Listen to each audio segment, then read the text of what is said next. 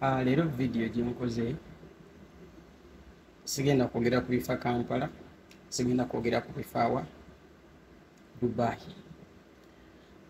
Leero ndeese message ya muntu mukozi munnaffe abamu ku betunoonya nabo ssente mu Dubai, ng'alina message gy'agala oyisaamu etuuke ku mukyala Sharon oba ku mukyala we Sharon ow'emyaka 27 kati eyeetundira ku Banias. Angambye nkujjukize nti mulina abaana babiri. Sharon bangambye nkujjukize nti mulina abaana babiri okuli Mary ne Jonah. Era oli musaala muzadde. Katonda bagenda lowooza kwetunda ne gye mukwana empya gye wafuna. Wandibadde okonsidalinga abaana bo bwe batuuse nti bayinza otuuka maaso nga beetaaga maama waabwe nga toliiwo. Lwansonga tosobola mmanja bintu bibeera mu kukola ki mu kwetunda mu kumanyisa bina bakukwata biki babiri obusinza n'ofuna obulwadde. Yandyetaaze mukyala we asobole obeerawo mu kuzaabana. Yampadde story ngeri gye yasangamu ono omukyala etunagenda wali nga tambuza vidiyo etuuke ku Sharon eyeetundira ku Banias. Abantu bajja ne bamugamba omukyala wali ku Banias kuba ye engeri gy'aliwa gy'abeera mu accommodation ayitawo lumu. Olunaku we yajja wamuvuma n'omulabisawo ku Banias era kati abantu ne bakuŋŋaana ne babuuza oba ki, n'atambula n'agenda. So omukulu ansindise okuweereza buno obubaka musajja security guard era abeera eyo mu accommodation ze wansi gye beraali. Omukulu agamba nti yasinkana Sharon 2012 nga zeeyo kukola ki, nga zeeyo mu vacation. Ne babeera bonna mu bimanyi, baana b'e Kampala kwetega bikyani, ne bamanyagana ne baba nga boogera with time n'akola ki, n'asalawo ng'omukyala amwagadde n'akyala. Obimanyi ab'e Kampala kasita balaba ng'omuntu musama opportunity ziba zikola ki, ziba ziyiika. So bwe badeetinga ne Sharon ne babeerawo omukulu n'asalawo akikole ki, akifuula official, n'agenda n'akyala ew'omuwala. Bwe yakyala ew'omuwala ne bamumanya biki, n'aba ng'alowoozeza nti kati akikoze eki, akimaze. Era ebaatuka ekiseera bakyadde biki bino byojja kukola, n'omulekamu olubuto, n'oddayo n'omulekamu olubuto. N'aba nga sawa zino Sharon alina abaana babiri okuli Mary ne John. Wuliriza amannya g'abaana bo gwe madamu yeetundira ku Banias osobole okumanya nti oli mu kukola nsobi. Okitegeera. Njagezaako nnyo okwogera n'obukakkamu kuba oli muzadde era alina obuvunaanyizibwa omuntu like olina okonsidaringa nti oli muzadde, tujageza tukwate ng'omuzadde. Tukimanyi bintu bibeerawo osobola okuba ng'osobola okwetereeza n'odda ku mulamwa.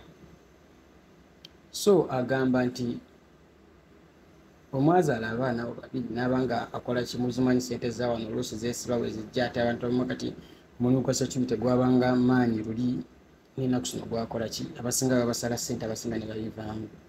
N'ebikozi alina famire ey'okulabirira abaana babiri n'omukyala yasalawo asigale ng'akola ki, apambana. Kitegeera teyagala kupowa, yasigala anoonya amasobola olabirira omukyala n'omwana n'abaana be babiri. Yakolera bizinesi n'ogiteekamu ab'eŋŋanda, bizinesi n'ogisuula.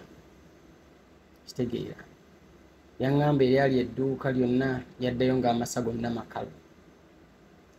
N'omugamba simanya ebintu simanya baabawa ebicuppuli, simanya edduuka bintu babibba. Kitegeera kuba wakwata edduuka ly'omusajja n'oteekamu sisitawo ne baganda bo, ndowooza bwe bajja okwewula bajja ne bakimaawo. Era edduuka teryawangala, n'otandika mukubiranga kuba yali amanyi kati edduuka lyali limugyeko pressure. Ng'alowooza lwafuna ssente aziweereza n'osobola obaako nebyokola ki, n'ebyokwasaganya. Time yatuuka ng'edduuka liweddewo ng'olaba ssente zakuweereza tezimala kuba oli wagattangako ku dduuka ne obaako ne bemukolerera ng'omuntu yenna omufumbo. Time etuuka nga you guys have to okutambula mwenna okitegeera. Time yatuuka agamba time yatuuka notandika omuteeka ku pressure nange nze twali ebweru nkole nange ntwali ebweru nkole abaana nja balekera jjajja ebintu by'abakazi mubimanyi. Sajja n'agamba gumiikiriza eno gyendi tebikola ki tebitambula fiiti n'omulemerako n'otuka ekiseera ng'omanyi abasajja amugamba simanyi eno gye wandika bankwana bankyawanya simanyi abakola kino ne kino bakola kiri ne kiri. Omusajja n'abeera mu kyangu oyagala mukazi wo n'ogamba eniwe kandeeta omukazi wange wa kanoonye ssente amugamba ndi kampaamu obudde noonye ssente nkuleetere ku visiting visa tusobole onnoonya ki omulimu. Bwe yakuŋŋaanyawo obusente bwa mwezi 2 oba myezi 4 5 kuba obimanyi olina okugjako school fees w'abato oba nezibalabirira ate noosavingako ezigenda oleeta omukazi e Dubai ng'ate abaana bakusigala wa jjajja obuviki ne jjajja gye banaasigala olina osigala ng'oprovidingayo ki amajja. Omukulu agamba ng'akuŋŋaanya ssente gyali myezi 5 emeka ng'atikka muwala amuleeta Dubai. Yamuleeta e Dubai bagezaako nnoonya emirimu ekiyumba ekyasooka bagendayo nekikolemu okukola n'ogamba omukazi akukyunga nnyo tubimanyi byakkeera mbuge wali omanyi ozze kukola nga mu supermarket kitegeera mu n'ensula mbi omanyi bintu nga yakajja e Dubai ategeera bingi kwali bawo tabeera naye abeera mu accommodation ovuiki alina okusasulira w'obeera buli mwezi nga bw'onoonya omulimu ate n'okuba nga akuddizaamu visa kitegeera. Bwe yafunamu obuzibu kuba ne waka baagala ssente nazaala otava ku ssimu abaana balwala buli ssaawa biki balina n'okusoma kuba omulenzi yaakuze bako oli omuwala akyali omuto tayinza okuba agenda atandika okusoma next year. Musajja ng'atandika aweereza ssente bokka ne wekayini nga bwakunoonyeza omulimu akufunidde emirimu egisukka mu 5. Buli mulimu lw'ogendayo ogamba ti simanya bakubonyaabonya simanya bakkeeza simanya tofuna off biki kuba ng'omusajja yenna yandyagadde omukazi akufunira obeere mu kiyumba obeere munda nga tofuluma atisi oba ofuluma off yo ofulume ku lunaku lwa wiikendi lwasobola naye okuba omiitingako naawe abeeko ne wakyakolerayo ekirungi bamutambulemu mubimanyi ebyagala naye akumidde mu bed space mweyasooka okukuteeka otandika wulira ebigambo ngoba watandika okubaako n'abavubuka bokola ki bw'oyagalira mu bed space bwe kitegeera mubimanyi because omusajja tabeerawo buli ssaawa ate mu bed space mujjudde abafumbo bangi ebikwemo biba kufogo kitegeera. Mukyala gwe naawe okimanyi bulungi nti simmanyi kati ebbanga lyomaze mu Dubai omanyi nti Dubai sinyangera ebintu byakubanga kupambana tiwabeerawo emyezi egyo n'otuka kunoonyeza emirimu ovaayo buli kimu kigaana asasula visa zaamu visa n'atuuka ekiseera n'akola ki n'alemererwa ate ne visa z'Abannayuganda zaatuuka ne zeesibamu awo ssente nga nazo nnyingi alina olabirira ewaka alina obeera maama we alina abaana n'abaana bennyini ssente bwe zaggwawo ssente bwe zaakera n'oyingira omulimu gubuze n'oyingira ovasite nga ne visa z'Abannayuganda zeesibye n'akusuubiza nti ebintu ebinaatereera ajja kuba akola ki akuteeramu visa bajja bijjamu ebyo nakubawo ne Dubai wabawo possibility nti omuntu osoomugiramu osasula fines oba n'ofuna fine reduction oba n'osaba ne bakugiramu abscond kitegeera okukolera freelance visa. Abadde akyali mu process agenda owulira nti ono omuwala bwe yatuuka mu bed space alina emikono gye yakwatagana nagyo kitegeera abadde abeera awo fridge mula bamanyi embeera zaawo nti atandika okumiitinga n'abantu abatali batuufu alina abawala byabeera byatandika okugatta nawe engeri gye yali abeera ewaka nga takola awo gye bamuteeka avaayo yatandika okumiitinga n'abawala bano abaludde mu Dubai bakibaazo omuwala atandika okuba nga takyasula waka obukozi asasula ekifo aba informed nti mukazi wo leero boy taliiwo leero boy bamukoze kino leero boy yakadda akomyewo nakubira amasimu tokyakwata wekenyini wayimirirako mu bed space nga zze n'omulangira obwavu n'omulangira ebintu bingi nnyo bwatalabirira abaana biki bwatakulabirira naye werabira ekintu kimu nti oyo omusajja yakujja e Uganda. Oyo omusajja yakyaliwo, ye yakujja mu mbeera gye walimu. Ali muwala muto yakusangira wooli wootuuse era ebisinga mubikoze naye bamubadde naye naye n'omuddako n'omuswaza mbantu mu bed space mbwebakana buli omu. Kati saawa zino tova mu biyembe otamira oluse bakuzza tobitegeera.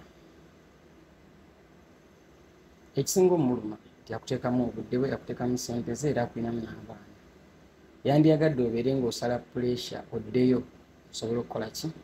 Okukuza abaana. Tewali muwala mubi, tewalimu bintu byakwetunda ebyo, naye embeera erabika yakutuusa weetakola ewazibu. Kitegeera nga bw'agamba. Akusaba ojjukire nti mulina abaana ab'okulabirira. Akusaba ojjukire nti mubadde mulina oba mulina future ey'okutwala mu maaso. Bonna bonna bwe weetunda nabo abasinga baggwayo dda balina ebizibu byabwe. Gwenza okuba obadde okyali mulamu, omuze gwakukwata, omuze gw'otasobola kukola ki? Kwejjamu. So ajja kukusaba weetereeze obeere ng'olowooza ku ki? Ku future yo n'abaana bammwe. Akusaba ove ku kkubo okomewo ewaka musobole otereere wamu asobole okufunira omulimu otandika okukola. Muyinza okuba mwafunamu obutakkaanya nga bwakutwala ku kkubo bwe bwakutwala n'oyingira mu bintu byewali tokola, naye omunga omuntu yenna buli relationship ebizibu bibaawo. Naye ekisinga omuluma ti step watwala mbi eyinza oteeka obulamu bwe n'obuba mu ddenja ate nga muli bantu bafumbo mulina abaana. Sharon wayingira emikwano emikyamu. Sharon watandika okwetondera ku Banias. Eno message egende ku mikwano gyonna abagula Sharon ku Banias nammwe abakola naye. Oyo omukyala gwe muli naye muzadde ayina abaana era bbaawo akola ki? Amwetaaga abeere ngadde waka. Kitegeera ebifaananyi byonna tubirina ebyembaga, abaana bennyini ebifaananyi byabwe tubirina, nandibadde nteeka ku mitimbagano naye baana bato ate twali twagala tukuume privacy ya family n'abaana. Okitegeera ngezaako okwogera respectively kuba nkimanyi omusajja wennyini eyantuukiridde nandibadde nakuyisizaamu dda eggaali. Naye I'm trying my best to be as respectful as possible okwewala oleetawo enjawukana mu makati gammwe. Abantu abagula omuntu banjawulo, waliwo abapataani, waliwo ababogo, waliwo ababangaali. Omusajja omunafuyiza to the extent nti awulira ali out of place. Kitegeera bwe yakusangira wali tolina nemugenda mu kulangira nveeyo eyo mbadde ngenda oh man, okay. Dubai wano nyangu nnyo okubanga oyingiza omuntu. Bantu bangi nnyo mwine ebirooto ebireeta bakazi bammwe Dubai, naye batono nnyo abakigumiikiriza. Oli kasitajja wano n'alaba nti kati obusente bwafuna bwanfugirako kuba omuntu ali e Uganda tamanyi mukola bintu gye bitambulamu ebyo, aba mwangu nnyo kukwasaganya. Omuntu ng'ali Kampala aba tamanyi sente z'ofuna, aba tamanyi bintu bitambula, aba mwangu nnyo kukwasaganya. Kitegeera aba mwangu okukwasaganya. Naye omuntu ali wano akozeeko alaba ebintu ono bujja ntegeerera alina mu bed space, ono bujja ntegeera alina mu accommodation tatambula, buno busente bujjo bwafuna nange nsobola okufuna. Batono n'abajja wano ddala abakazi abasalawo ne basigala mu kukola. Abakazi abasinga abajja wano abamu bagetinga distracted. Abakazi abagezi be oba osanga baava mu bino ebiyomba ate bo balina mindset yabala bakola emirimu emirala. Kuba wano twali tumanyi nti abakazi bokka abasinga buli ajja ku kyeyo agenda kuba mise kadama respectfully. Ogwo muli mulungi era muli mulungi otandikirako, naye oba osobola okuvayo n'ofuna ekiddako kirungi. Mami Sharon tugenda kusaba ti abaana bennyini maama wo takyayogera, maama we yennyini tokyayogera naye, kasita bagamutukako mbu watandika okwetunda. Buli wakubira omuvubuka amugamba watwala omwana wange, omwana yali agenda ni maama, omwana kumbe yakyala bukyazi kuba maama omukazi abanja, omukazi nazaala anoonya omwana we amusaba omuvubuka omuwala wange omutwala biki byakola ali mukwetunda of course amawulire gatambula ekitegeera Sharon weetereze n'ekiseera bwe tunaakomawo wano tujja kuba tukwata ebifaananyi byo tubiteeke ku intaneti ekitegeera buli muntu akumanye baboosi bo abakugula bakumanye ababangaali nawe bukwano gyo bwenyini boodiringa ne bakole ki bakumanye oli mukazi muzadde olina abaana bato 2 okuli Mary ne Jonah Sharon weemanyi ova ku Masaka Road saagala nnyo genda mu details mbu watandika n'okweyerusa wajja oli muddugavu kati wafuuka mweru ebisambi byonna byayeruka buli kimu kyeru ennyama kutunda ya mbisambi kitegeera so abakyala abasinga mugezeko kuba lenient mugezeko kuba bagumiikiriza wano eno ensi gye tulimu eri hayi ate okuba ng'olina omuntu oyo asalawo n'agamba nze kankuyirewo omubiri oli mukazi wange oli maama w'abaana bange mu respecting there is no woli gyagenda okuleeta ate otandike kwebaka na buli wamu otandike n'okwetunda omukazi yajja nga toli mukwetunda omuwala yali omuto omulungi gezaako nnyo obwegatte n'abantu abakuyambako obeera mu zigulupu ng'olaba zikujja ku mulamwa zeewali okitegeera zeewalire ddala gezaako obeere n'abantu abo boolaba nti balina kye bagattako olime kuddayo kubanga ono omuwala gwe twalabako nga Brenda Miles nansomya okozesa erinnya lye kitegeera waliwo ebintu ebimu nga oba Katonda akuwadde omukisa n'abikuumya byewale bibeere wala tobyeyingizaamu omuntu yenna omulamu akola ensobi koddayo ewa bbaawo mukyogereko bweba kala yakyuka nga wafuuka wa bbulu oba bulawuni munaabyogerako n'omusajjawo ensobi zikolebwa abantu ddayo bwe refreshing otandika okukola omulimu oguweesa ekitiibwa talina bwagamba mikwano gyo baganda bo be yali nabo ku mukolo nti omukazi gwe bampa yatandika kwetunda yakuleeta wano e Dubai teyakuleeta mu kwetunda yakuleeta kukola musobole okwezimba mubeeko ne kyemuteeka ku ttebo mubeeko ne kyemwekolera e Uganda oyingidde mu bintu ebitaakuleeta weegasse ne gurupu enkyamu enkya bagenda kuyola bakuzza e Kampala nga tolina kyolina ogende mu baana bo nga tosobola nabba tunulako tosobola nabba feesinga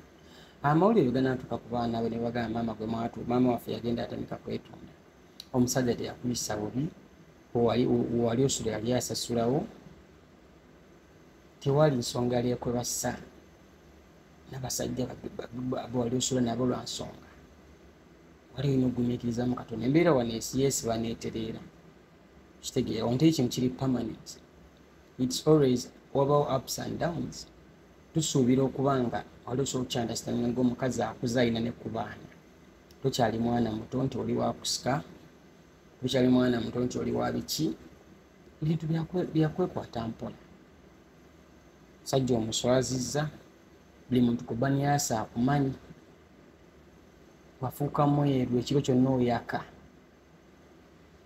kazi yajjanga muddugavu mukakkamo yajja okukola nebbawo mubiri nga mutereeza obulamu ebiggwawo tebyenkanankananga olina abaana Katonda akuyambye akubulesinze n'ezzadde abaana bagenda kukula bawulire nti maama yali yeetudde Dubai obudde tebunabeera kikeerezi baana bo bali ku ssomero basoma bo ng'abato tulina ebintu byetulina obbeewaza tulina ebintu byetulina okukola ki obbawonya kati gwe ng'okyali mu kwetunda ku baniasi manya obulwadde gye buli poliisi ejja kukwata twalabeko n'omuwala wano gwe baafumita ne bamutta oba yafa biki era n'atandika kugamba mbu wana Uganda n'atandika kugamba nti bamusondere akitegeera ekisandibadde kibi kusondera bantu muntu naye olwo ekintu ekimu nga gwe akyetaddemu kuba muntu aba tannafuna buzibu bwe bamugamba aba tawulira muŋŋamba ki temulina kye muŋŋamba byenkola ndimanyi ndi muntu mukulu yes byokola obimanyi era oli muntu mukulu naye waliwo possibility kubanga oli awo wansi tokyasobola kwesalirawo bantu bye bakusalirawo and people will judge you nze wano mu bitiibwa ebingi kuba mbadde nsabiddwa mukulu aŋŋambye Sharon eyeetundira ku Banias ayina abaana Mary ne Jonah. Muntuusizeeko information eno omugambe nti nze bbaawe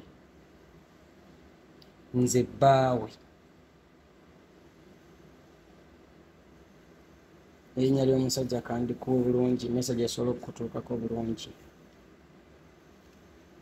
Sharon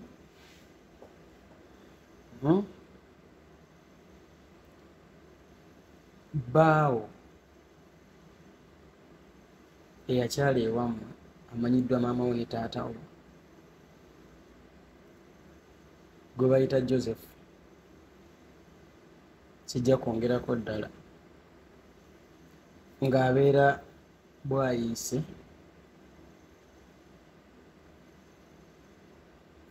gye yali yakupangisiza n'abaana era gye yakujja nga tannakuleeta wano Dubai kubanga onoonyamu. Joseph ow'e Bwayiise ng'agamba mukyala we Sharon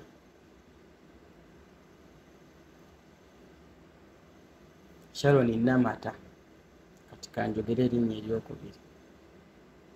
Sharon Namata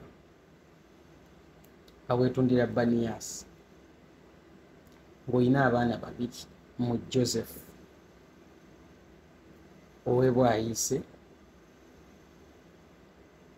gye mwali mubeera, ng'era abo abaana wabaweereza wa maama wo, wabaweereza wa maama wo gye babeera kati ewa e Busaabala. Wuliriza message eno ekutuukeko nti bbaawo akusabye ove mu bintu by'okwetunda okomewo akunoonyeza omulimu otandika okukola ku Banias kweyeetundira. Bulamu bw'oteeka mu ddenja akwetaaga ojje mu kuza abaana. Nange sigenda ssukkawo wano tambuza vidiyo etuuke ku Sharon Namata eyeetundira ku Banias. Mugambe nti omusajja akimanyi yeetunda naye amusaba omulundi ogusembayo nga tannaba kuyiwa mata ng'erinnya lye. Aveeyo ave ku mize egyo era ayogere naye, alekerawo okuggyako amasimu, okukyusakyusa ennamba, buli bwamutumira abantu abavuma buvumi yeekweka omusajja ye taata w'abaana bo. Omusajja agogo tomanya obedde omuyinamu abaana so kyalina kyoyinza kutaasa. Nange sijja lwawo wano kwesiba nnyo ku nsonga naye Namata Sharon nga weetundira ku Banias. Bbaawo Joseph ow'e Bwayiise lwagoobera naye Bwayiise eyakuleeta wano e Dubai mukole mwenna mwezimbe, agambye va mu bintu by'okwetunda, komawo eka, komawo we yakuteeka oba mu bed space we yakuteeka asobole okwerabirira nga wakunoonyeza omulimu. Tewali nsonga ekwetunza nga bbaawo akola ki waali mulamu ate mulina abaana babiri okuli Mary ne Sharon.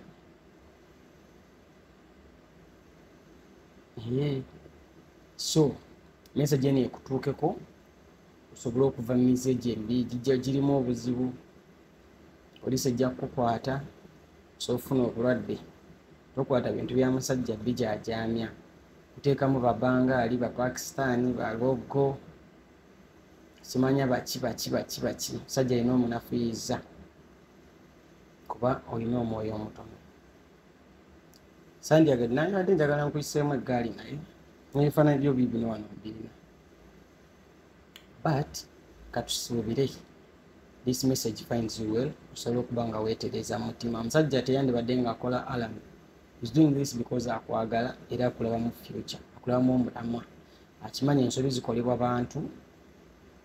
Weetereze okomeweka. Dubai Eye Uganda, eddoboozi mu ddungu, and we are the voice